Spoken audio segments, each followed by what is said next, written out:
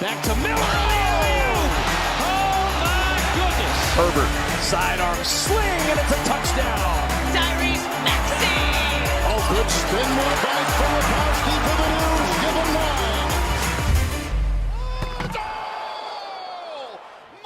Hello, everybody, and welcome back to another episode of the Beef Upfront podcast here on Pick Swap Media. As always, this is your host, Ryan Coyle. Continuing on today with our NFL divisional preview series. Today we'll be starting in the NFC South.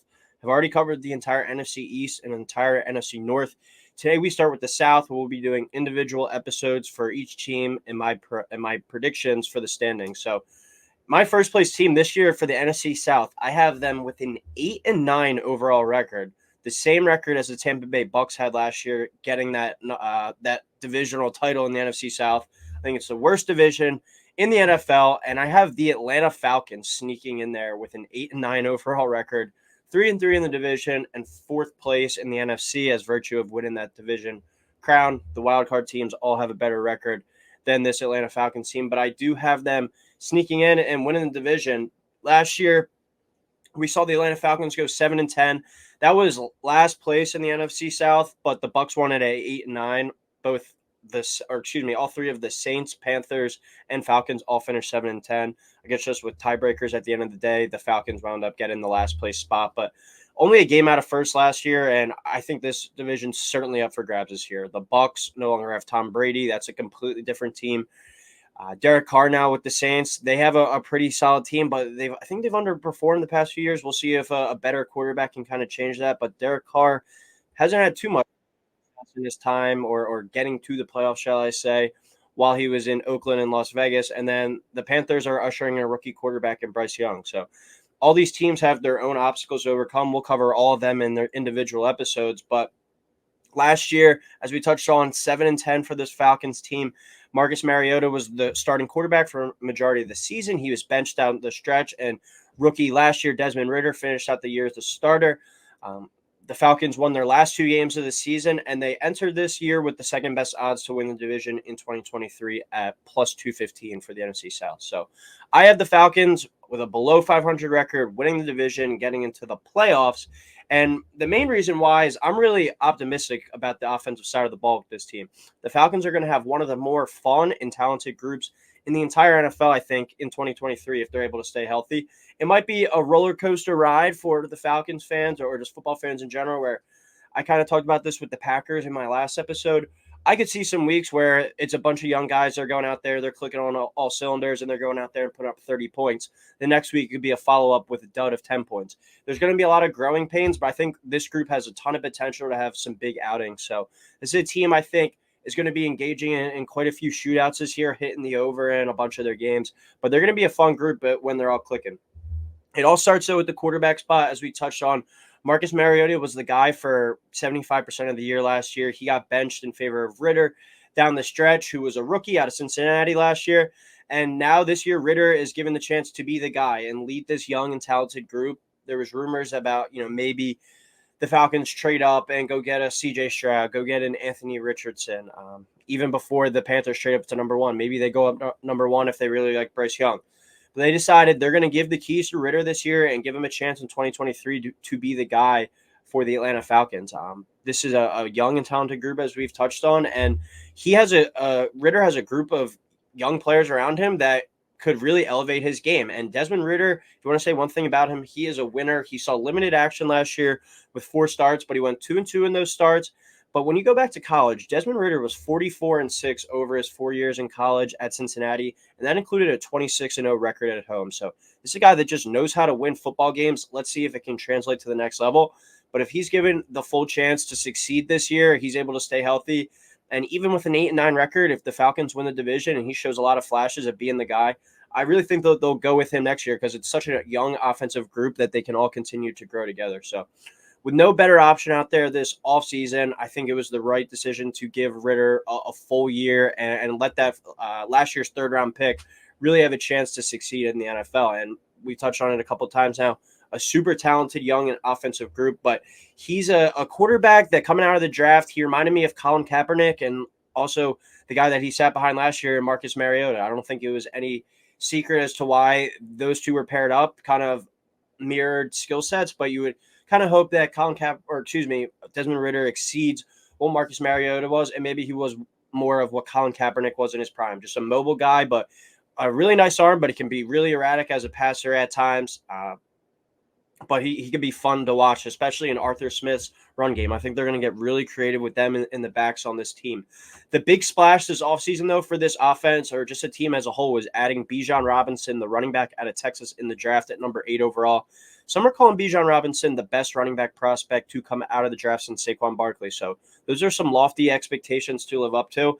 And this is a stacked backfield. They had Tyler Algier last year, a rookie fifth-round pick out of BYU who went over 1,000 yards, and Cordell Patterson, who's really emerged as a do-it-all kind of Swiss Army knife under Arthur Smith and has really found a nice role in the NFL. So you got those two kind of guys locked into some roles already, and then you're going to bring in Bijan Robinson, who's the uber-talented running back who can do it all as a receiver. He can bust off big runs. He can run in between the tackles. He's a do-it-all running back, and the Falcons are really excited about him. And as we've seen with Arthur Smith over the years, he's had some really good success with the running game. As I just touched on, turning Cordell Patterson into a 1,000-yard rusher, turning Tyler Algier into a 1,000-yard rusher. He's had Derrick Henry as a 2,000-yard rusher. This is a guy that has really been able to coach up the running back spot, and his running game has been really good, and I think it's going to even benefit more by adding a guy like Robinson. And then you throw in the dynamic of a mobile quarterback as well in Desmond Ridder. I think it's going to be a really special running game this year. Bijan Robinson, though, this is his backfield. As I touched on, Algier and Cordell Patterson, they're going to have their role, and they're going to have I could see Algier being the short yardage guy, Cordell Patterson coming in a lot on passing downs. They're certainly going to have a role, but this is Bijan's backfield. You didn't draft him number 8 overall to be a decoy. He's going to be the lead guy from day one. He's plus 275 to win the Offensive Rookie of the Year, a pretty heavy favorite. His closest competitor is former NFC South competitor Bryce Young on the Panthers at plus 500. So Bijan Robinson at plus 275 to win the Offensive Rookie of the Year. That's currently the favorite right now. But I do expect him to be the featured guy and see a lot of touches in year one. Drake London last year as well showed a lot of flashes in his rookie year out of USC. Let's see if he can get some better quarterback play this year, but he had some really nice games. He proved to be a nice red zone weapon as well, and he looked like he could be a future number 1 receiver if he continues to develop and go on that upward trajectory. And then hopefully, Kyle Pitts gets some better quarterback play at tight end. He's going into year 3 now, struggled with Matt Ryan 2 years ago. Last year with Mariota and Ridder, didn't really get that much love. This is a guy coming out. He was hyped up as the best tight end prospect maybe of all time. He was called a unicorn. He was described as just a freak of nature out on the field, and he hasn't really lived up to the hype so far. So going into year 3, let's see if Kyle Pitts can really emerge and if Ridder is able to help him kind of pan out and tap into some of that potential. So this is an offense. Ridder going into his second year, Bijan Robinson his first year, Drake London his second year, Kyle Pitts his third year, Tyler Algier his second year, and then Cordell Patterson's kind of the grizzled vet of this group. But out of these past 3 drafts, if you can get your starting quarterback, running back, receiver, and tight end, and have all these guys grow together and just build up this offense together with the head coach who's going into his third year as well, this could be a special up-and-coming group in the NFC for the Falcons. And as we've seen with the NFC, it's pretty open. The Eagles and the 49ers look like the class of the NFC right now. Then the Cowboys are right there, and then there's a bunch of unknown. Maybe Justin Fields and the Bears emerge, Jared Goff and the Lions. There's certainly room, though, to make some noise and be a surprise team. So if the Falcons are able to have this one really good, I think, building block year, even if you go only 8-9 and you find a way to win the division, get the playoff, get your feet wet in the playoffs, that's going to be huge. And I think this group is going to continue to ride it out. But it's all kind of going to fall on the shoulders of Desmond Ridder and if he proves worthy to be the guy. Because if not, with all this talent around him, the Falcons are definitely going to be on the QB market come next offseason. So I'm a fan of Ridder. I don't know if he's going to ever be a top 10 quarterback, but he could be in that 12 to 14 range, maybe like a Ryan Tannehill type career, get you to playoffs. See what the rest of your team has around him and be more of like a game manager. But he gives you a lot with his legs, and he's proven to be a winner. As I said, 44-6 in his time in college. He knows how to win football games. And then he has a really nice offensive line in front of him as well. Jake Matthews, as solid and reliable as it comes at left tackle. And then Caleb McGarry at right tackle and Chris Lindstrom at right guard. That's a really strong right side. Their former high picks who have grown and developed with Atlanta. And then rookie Matthew Bergeron, he's going to be counted on to start at left guard. And Drew Dalman is a pretty serviceable center in the middle. Outside of those main offensive pieces I touched on, the depth isn't that great. Matt Collins has had a career revival the past few years with the Raiders. Now he's with Atlanta. He's looking to be the number 2 receiver. Let's see if he can really step up into that role. It's probably more of Kyle Pitts' role as the number 2 true receiver. And then Kadarrell Hodge, another unproven pass catcher. So outside of those top really talented guys, the depth on this team isn't that great on the offensive side of the ball, but a group that I think is going to be a fun and exciting watch this season. When you go to the defense, I'm a bit more worried about this unit. They brought in a lot of free agent veteran reinforcements, invested a lot of free agency capital into this group. So they should be better on the defensive side of the ball this year than they were last year, but they didn't really bring in many game changers. Bud Dupree and Calais Campbell, really solid veterans. Bud Dupree is more that pass rusher. Calais Campbell at this stage of his career, he's more so a run sufferer, but he'll still be able to, I think, get after the passer to a certain degree. David Omanyata, that was a nice pickup from the division as well, a free agency pickup from the Saints. He's a nice younger player. It's a nice collection of players up front that they all brought in this offseason, but Dupree and Campbell, I think, past their prime. Omanyata might be kind of right in it. They're still solid enough to hold it down. And then longtime defensive tackle Grady Jarrett in the middle of that defense. He's kind of like Jake Matthews on the offensive side of the ball for this team, as reliable and as steady as it comes. Not a superstar, but still just a very good player. So that's a really nice, solid veteran group up front, but they lack that kind of elite, like blue chip player. They don't have not many teams do, but they don't have the Myles Garrett, the Nick Bosa, the game-changing type pass rusher. So I'm a little bit worried about this group. I think it's just going to be real solid and average. I am worried about the inside linebackers on this team with Caden Ellis and Troy Anderson in the middle. But I think in today's NFL, if there's one spot you can get away with poor play, it's the inside linebackers. We've seen that a lot of good teams not really having great inside linebacker play over the past few seasons. The secondary, though, is the strength of this defense for sure. They have a lot of money and high draft picks invested into it. They had a big free agent safety pickup from Cincinnati with Jesse Bates.